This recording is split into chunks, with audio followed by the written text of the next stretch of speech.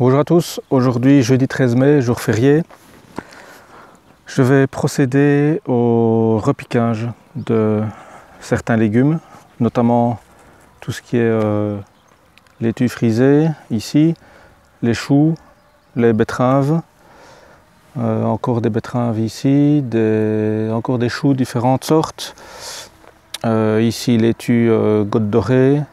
Le céleri ici, ce sera pour plus tard, parce que d'abord il faut le rempoter avant de le repiquer. Alors, qu'est-ce que j'ai encore ici? J'ai des plants qui ne sont pas sortis, notamment choux rouges. J'ai pris la liste. Je vais faire le point directement avec vous.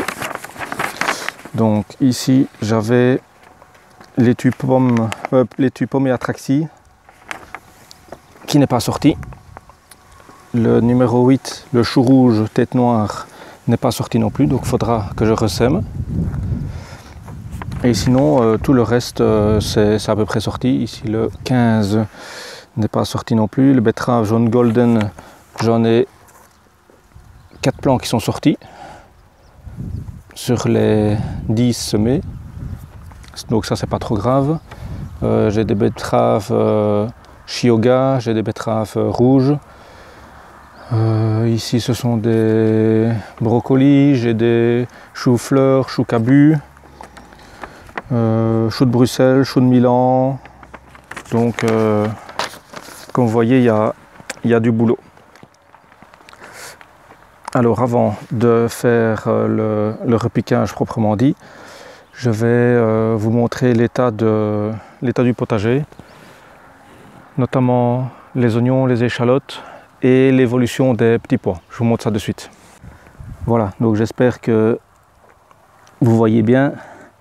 Donc ici, on voit au loin les oignons qui sont enfin sortis du foin. Avec ici en avant-plan les échalotes. Voilà. Donc vous voyez bien, tout sort du foin malgré les 20-30 cm. On passe ensuite aux petits pois qui ont été semés en godet et puis qui ont été repiqués par la suite. Voilà, donc on voit qu'ils commencent à s'accrocher .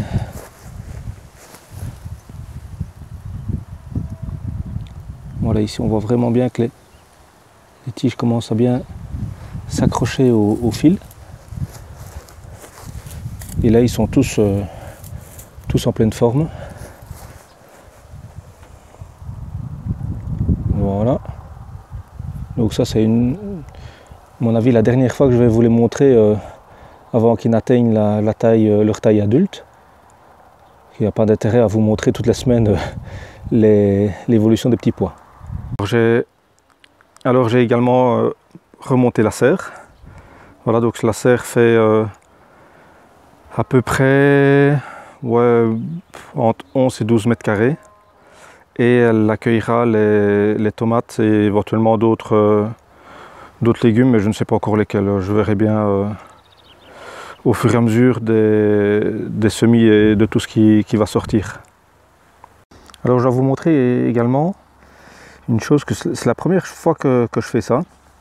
Donc ce week-end, samedi passé, j'ai acheté une salade au supermarché et c'était une salade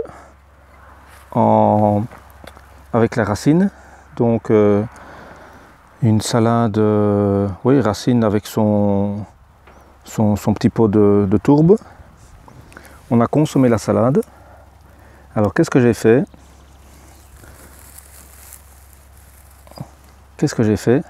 J'ai coupé la salade, enfin j'ai coupé toutes les feuilles de salade qui m'intéressaient pour manger et je repiquais le pied de salade ici dans le foin. Et vous voyez déjà après 4-5 jours, presque une semaine, comment elle se développe très bien. Et tout ça, bien sûr, sans aucun arrosage. Il a plu les derniers jours, donc c'était inutile pour moi d'arroser. Donc ici, je ne sais pas si j'arrive pas à vous montrer, on voit légèrement encore le trognon de la salade. Voilà, et les racines sont enterrées donc dans la terre. J'ai procédé de la même façon que j'ai procédé pour les petits pois. Voilà, donc maintenant ici, je vais repasser au travail de repiquage de laitue et des autres légumes dont je vous ai parlé tout à l'heure. Avant ça, je voulais vous montrer un autre angle des échalotes, des oignons. Comme ça, vous pouvez vous rendre compte comment ça sort et ça arrive à percer le foin. Donc bien sûr, ils ne sont peut-être pas tous sortis. Ils ne sont peut-être pas tous sortis, mais ce n'est pas grave parce qu'ils sortent comme bon leur semble. Et d'ici un mois ou deux, je pense qu'ils seront tous sortis. Ce qui est génial, c'est que les échalotes, on les reconnaît avec leurs tiges multiples. Voilà.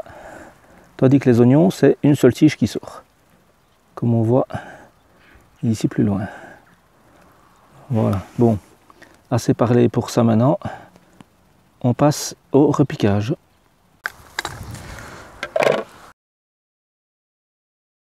Vous vous êtes sûrement demandé pourquoi j'ai pris un seau, enfin un petit récipient et un couteau.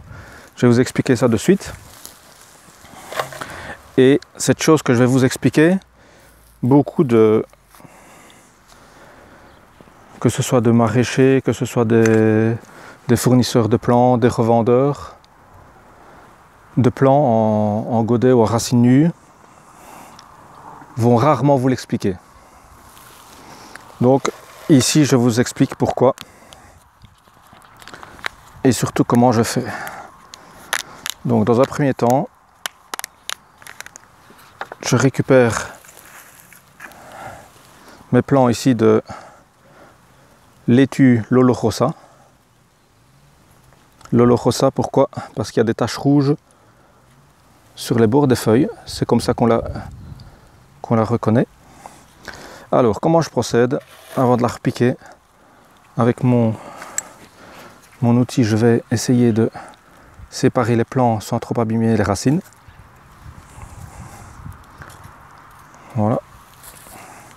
Donc, une fois que j'ai mon plant, j'enlève un petit peu le terreau ici, voilà.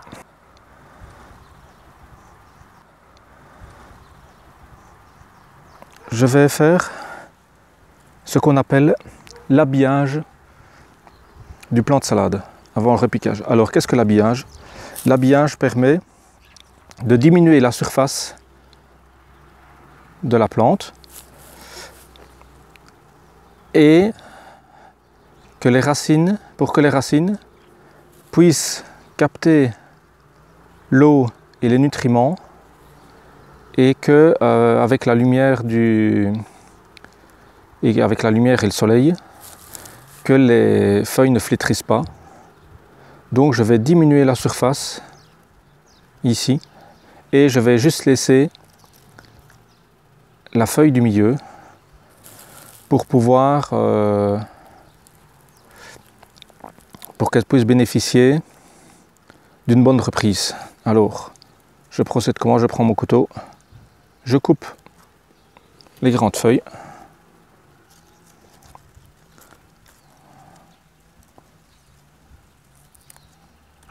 Voilà. Et je coupe encore. Non, celle-là, je peux la laisser. Et voilà, je vais laisser. Je peux encore couper celle-ci. Voilà. Donc voilà ce qui reste de mon plant de salade, de laitue plutôt. Parce que la salade, comme je vous l'avais expliqué dans une autre vidéo, ça englobe tout ce qui est mélange. Hein, on fait une salade de fruits, on fait une salade de légumes. Donc ça inclut tout ce qui est mélange. Donc ici c'est une laitue Lolo Rosa. Et donc ici vous voyez, donc j'ai rétréci drastiquement la surface des feuilles.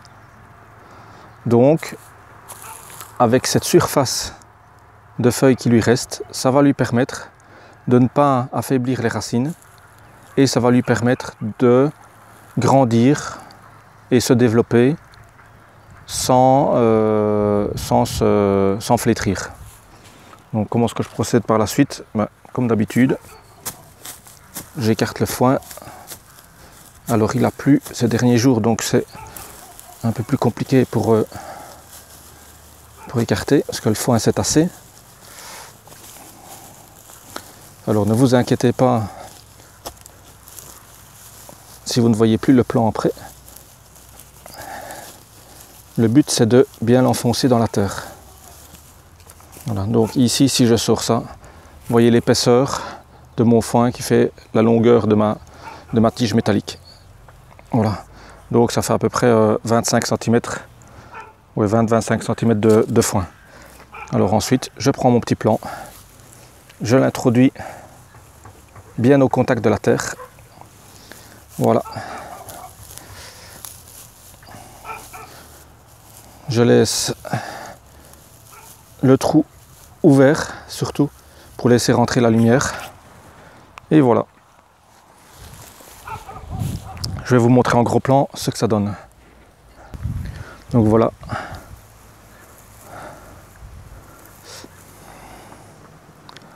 Donc voilà en gros plan. Ma laitue Lolo Rosa qui est repiquée. Et je vais procéder de la même façon pour tous mes autres plants de laitue. Ici la Lolo Rosa repiquée. Vous voyez ici que on ne voit pas beaucoup de feuilles qui dépassent, mais c'est suffisant pour la bonne reprise. Maintenant je vais faire de même avec la chicorée frisée de Meaux. Alors ici, vous voyez les feuilles que j'ai coupées et c'est, on appelle ça le mesclun. Donc c'est des jeunes feuilles, jeunes pousses et ça va terminer dans l'assiette à midi, dans un sandwich peut-être ou en salade pour notre repas de midi. Voilà. Et je vais faire pareil ici avec la chicorée frisée de Meaux. Et puis ensuite place aux choux et aux betteraves. Et là donc je ne procède pas à l'habillage, on fait le repiquage direct. Alors voilà, j'ai terminé le repiquage de tous les plants hormis le céleri rave, comme j'ai dit tout à l'heure. Le céleri sera rempoté une fois et puis il sera mis au potager dans quelques semaines. Alors que faut-il dire en résumé de ce repiquage? C'est que les plants risquent de flétrir parce que les racines ont subi une agression, donc elles ont été entre guillemets arrachées lors de la séparation dans les godets, parce que j'avais 4-5 plants par godet. Et ce qui risque de se passer, et ce qui se passe déjà sur certains plants repiqués tout à l'heure, c'est qu'ils commencent à flétrir. Je vais vous montrer. Par exemple, si je prends ici cette betterave, on voit que le plant commence à flétrir, mais ce n'est pas grave, c'est l'histoire de quelques heures. Pourquoi ce problème de flétrissement?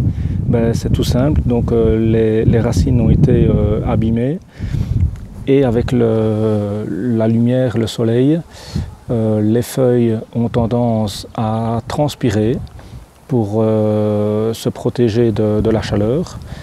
Et ce qui se passe, c'est que vu que les racines n'arrivent pas encore à puiser l'eau du sol, les petites radicelles puisent l'eau du sol, les feuilles, donc les stomates des feuilles se ferment et donc elle commence tout doucement à flétrir et à dire aux racines, dépêche-toi de te réparer, de refaire de nouvelles racines et de trouver de l'eau parce que j'ai soif.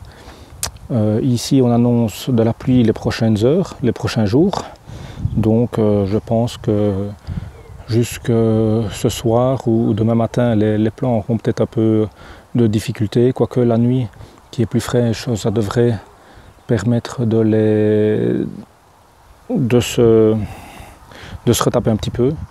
Et on verra bien demain matin l'état des plants. Mais logiquement, il n'y a pas de souci du moment que les plants sont repiqués dans la terre et pas en flottaison dans le foin. Il ne devrait pas y avoir trop de problèmes. Donc ici, en résumé, j'ai repiqué des choux, des brocolis, des betteraves, des bettes, j'ai repiqué des laitues, j'ai repiqué encore des brocolis et puis c'est à peu près tout. Donc je mettrai un petit résumé de tout ce que j'ai repiqué aujourd'hui. Et puis on surveillera donc les prochaines 24 heures. Je surveillerai ici si tout se passe bien. Mais logiquement, il n'y a pas de raison à ce que ça se passe mal, parce que les risques de gel sont maintenant écartés.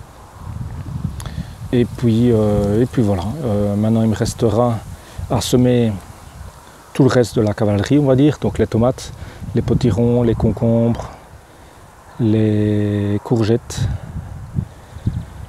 Et puis c'est pas mal déjà, hein. Et le maïs aussi, j'ai du maïs popcorn qui sera semé.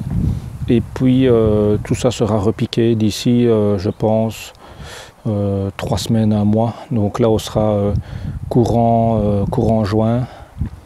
Et les températures extérieures seraient aux alentours de 15-16 degrés en permanence. Donc il y aurait une bonne reprise de tous ces plants dits tropicaux. Donc voilà pour cette vidéo. Et si vous avez des questions, n'hésitez pas à me recontacter. Il n'y a pas de souci.